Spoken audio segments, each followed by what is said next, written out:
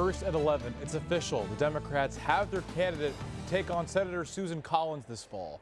Thank you for joining us. I'm Sam DeCoste. The Maine Democratic Party held a nominating convention today in Bangor, where delegates overwhelmingly cast their vote for one candidate. 566 votes for Troy Jackson. Troy Jackson won in a process the party had never used before. Graham Plattner won the June primary but exited the race after a sexual assault claim. Under Maine law, the party had a very short window of time to pick a new nominee.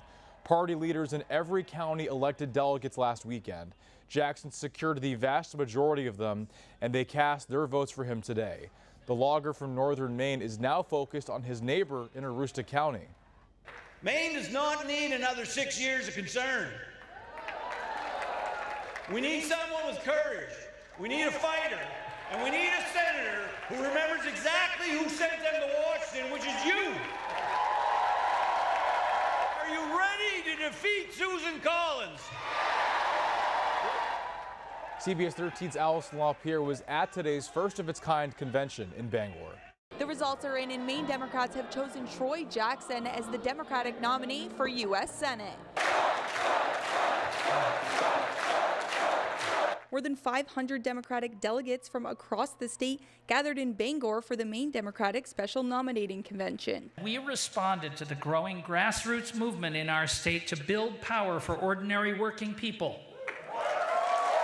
We resolved to do the best we could to provide as representative and participatory a nominating process as could be possible on such a very tight schedule. The Maine U.S. Senate election is a little more than 3 months away, but Democrats have been racing against the clock to replace Graham Plattner, who won the party nomination in last month's primary election. Today, a total of 583 delegates voted to decide who the next nominee would be. I'm proud of the process because it did come together in a way that I thought would benefit people who already had an organization, and that's what one needs with 101 days left to the general election. Delegates voted between Troy Jackson or Sandra Pelletier. Both candidates spoke before ballots were cast. And that fight taught me a lesson that I've carried with me my entire life, something I think many of you understand also.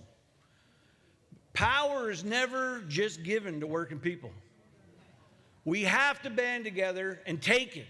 Today, your responsibility is to select the candidate that can beat Susan Collins, so we finally have a Democrat as our U.S. Senator. Jackson came out on top with 566 votes, and Pelletier finished with 5 votes. The Maine Democratic State Committee formally selects Troy Jackson as the replacement nominee for the Maine Democratic Party's candidate for U.S. Senate. For me, I've been waiting a long time for this energy.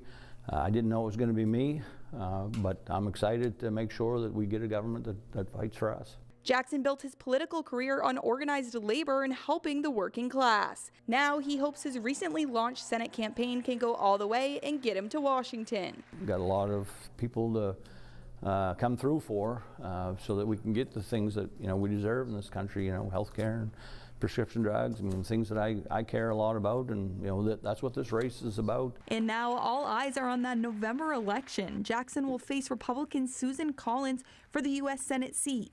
In Bangor, Allison LaPierre, CBS 13 News. Speaking of Senator Susan Collins, her campaign calls Jackson's campaign, quote, low energy.